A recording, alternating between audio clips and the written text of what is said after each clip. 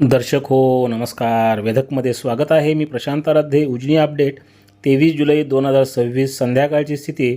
आनंदाची बातमी म्हणजे आज 12 तासामध्ये उजनी 2% वधारलेली आहे. संध्याकाळी धरण 56.94% अशा स्थितीमध्ये आलेलं आहे आणि धरणामध्ये दौन जाऊन मिसळणारी पाण्याची आवक ही 32,950 क्युसेक इतकी झालेली आहे.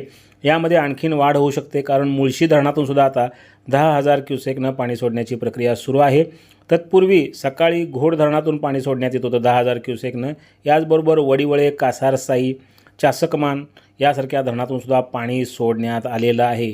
त्यामुळे उजनीमध्ये येणारी पाण्याची आवक ही वाढत चाललेली आहे. पुणे बंड गार्डनचा विसर्ग हा 20,000 क्युसेक इतका होता. उजनीतील एकूण पाणीसाठा हा 94.17 TMC आहे.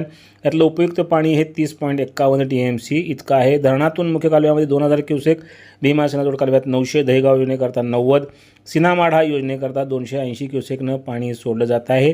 नदीमध्ये वीज निर्मितीकरता म्हणून 1,600 क्युसेकचा विसर्ग हा सुरू ठेवण्यात आलेला आहे.